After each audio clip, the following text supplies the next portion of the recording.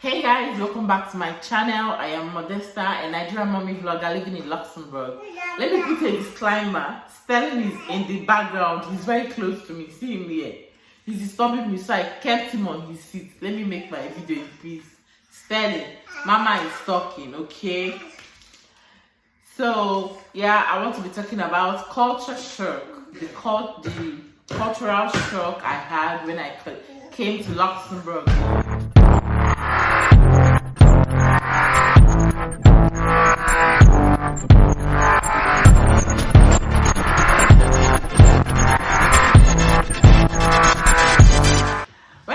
Luxembourg, it was really nice. Okay, I enjoyed the fact that I have my African people around, so I was always going out with my husband. The first thing I noticed about these Luxembourgish people is that they give bees here on the cheek. Bees is kiss, like pegging you on the cheek. Even if you're married, husband, wife, opposite sex, it doesn't matter. Once they see you, they peck you on your cheek like 3 times. And I saw my people doing that. My African people, they've also adapted to that culture. So I saw them doing that. I went with my husband to his friend's house. He called us for a barbecue. Okay, so I saw him doing that. So that I was waiting for when my husband would do that. I was like, so this man doesn't even regard my presence. Why would he be doing that? Anyway, if he does it, I will do my own too, to see how he will react. Then he did that, and everybody was coming to me. I was like, that was when I knew it is a cultural thing. And if you reject, they'll be like, if you reject, they'll be like, see this mbeke, oh, see this mbeke. Okay, so I did that. Then later I asked my husband. He told me it's their culture. It's Luxembourgish culture. That is their way of greeting. I also observed that these people, they love animals. They're animal lovers. I know when I came, a woman had a cockerel in her house, and her neighbors sued her to court, saying that the cockerel always disturbs them early in the morning. You know, in the morning, cockerel crows. Sterling, I don't know what I did to this boy. He won't let me make my video in peace. You know, in the morning, cockerel crows. So this time, the woman made a case and said that her cockerel disturbs her, and she took her neighbor to court. And the neighbor was to appear in court with the cockerel. As she got to court, she told the judge that her family members did not detest the fact that the cockerel is living with them. So why would her neighbor be? Because it's in the nature of the cockerel to crow in the morning, and she can't cover the cockerel's mouth not to crow. Okay, so after the case, people were carrying placards for the cockerel saying justice for, let me say, the cockerel's name is Smart. They're saying justice for Smart. It was all over the streets. Okay, and eventually, after the whole thing, the owner of the cockerel won the case. And the woman who sued her to court was asked to pay the cockerel 1,000 euros. And I was shocked. I asked my husband, but who is that? Who will have that 1,000 euros? My husband said he's the owner of the cockerel. I started suggesting, are you sure we will not buy our own cockerel? Man, that is a big money, okay? 1,000 euros. You know what that is? Yeah. That was how the owner of the cockerel had extra 1,000 euros, because her cockerel won the case. So, and that is it. And my son's godmother loves animals too much. I know after I had my baby, she didn't see the baby because of coronavirus. So eventually when we went to see her, Sterling was already 3 months. Okay, so she tried to ask me if I love animals, if I love dogs.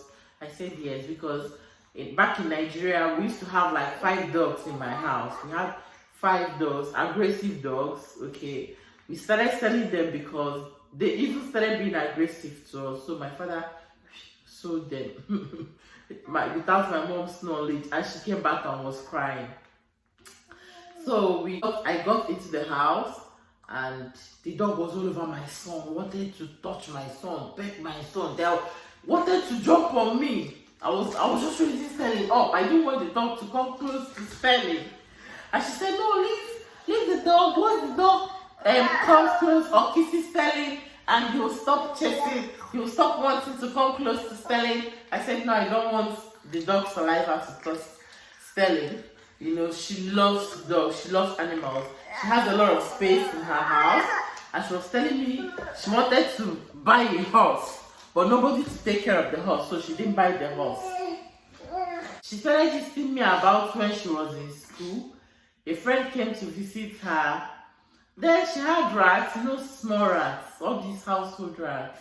Okay, she had rats as her pet in her room. She had so many of them. In the morning, they will come out, sit on her couch, they will play. In the night, they will go back to where they sleep. And the rat was on the couch. Yes, the rat was on the couch. A friend came to visit her and mistakenly touched the rat. Yes, he mistakenly touched the rat, and he flinged the rat out from the couch. And she screamed, "What?" and asked the friend to leave her house and never come back to her house again. I was like, because of rat that would kill in Nigeria. Anyway, so for like these white people, they really love animals. I came here, their love for animals cannot even be compared to we Africans, honestly. And the funny thing about having an animal is that you will live with that animal in your house. Okay? Sterling, I'm talking. You will live with that animal in your house. Oh my goodness. You will live with that animal in your house. There's nothing like having a cage for the animal. Back in Nigeria, you have cage for your various chicken, goats, you know, dogs. You have cage for them. But here, even if you have a lion, you will live with that lion in your house. I came here, I noticed that they have hotel for animals. I came here, I noticed that they have saloon for animals. African man does not have that mentality to take an animal to a hotel. When you are traveling, you will call the hotel, they will come and pick your dog. Or yes, when you come back, you go and pick back your dog. And you have to pay for the hotel where your dog will stay till you come back. Okay, you can even adopt animals here. Man, it's so crazy. Even animals have pram. Each time I see those things, I will just snap its picture. I remember when I came, I was going for my classes. I saw a woman, an elderly woman, and her husband walking behind me, and they were pushing their pram. You know, as a pregnant woman, I was walking slowly. I don't walk fast because it hurts me. So I was like, okay, let me give them a chance to pass. Only for them to pass, and I peeped into the pram. A dog was relaxing in the pram. It was a huge shock. I did not believe it. Oh my goodness. Again, what I noticed is that here, the police protect lives and property. It's not like where I come, where people murder for fun. Here, they really protect you. You know, in Nigeria, the police, once they're under their uniform and they have a gun, they feel like they are your creator. They have superior over your life. And any small thing can even make them to kill you. The police here is not interested in your money. They are well paid. They are not interested in knowing who you are. What they know is you must follow the due course, which is do the right thing. Okay? So whatever that is due, just do it. You don't need to be told. And if you violate the law, you have a fine to pay. Our president is called the Prime Minister. I've met him once on the street. In fact, he was walking on the streets of Luxembourg like every other normal person, without entourage, without just 2 bodyguards. And those bodyguards were on suit, one by the right, one by his left. And they were walking together. And my husband told me that is the Prime Minister of Luxembourg. I said, eh? In Nigeria, 15 cars behind them coming with siren. Here, you don't even blow siren anyhow. You don't blow horn anyhow. Unless siren most times is usually emergency. Okay. And yes, that is it. I also came greeting. I just noticed that greeting it's not compulsory. You can see someone in the morning and you say bonjour and the person decides not to respond to you. But if it is in Nigeria, you don't greet an elderly person in the morning, they'll start asking you if your parents trained you. You know, this is just cultural differences. They don't see it as anything. They can even see and still greet you first. It depends on the mood you meet the person. And sometimes some of them would intentionally ignore you because of your color. They don't want to talk to you. It has happened to me before, so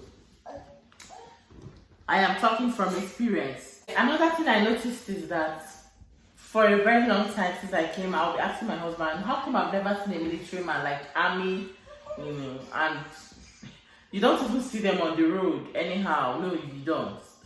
I've only seen an army man once, and he was going to work, was entering his car in his camouflage. Here, people will wear their camouflage without even being in the military, and nobody will beat them or ask them to jump into a dirty gutter or ask them to do, I don't know, you know, those kind of things they do in Nigeria. Once they're wearing camouflage, people will hit you, the military men will hit you, they will ask you to pull it off, they will treat you without regard. It's not done here. Here, everyone is being respected, irrespective of class and color. You are respected.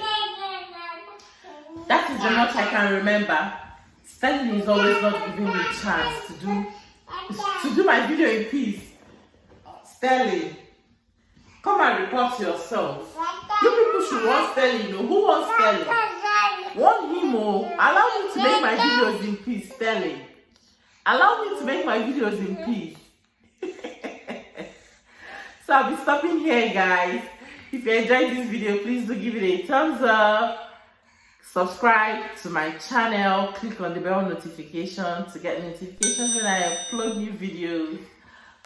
Leave a comment for me in the comment section, and possibly share this video. I will always appreciate. Yes, share this video. I'll see you guys in my next video. Stay safe. Have a nice evening. Sterling, say bye. Look at your clothes. Can you see your clothes? So pretty. Say good night.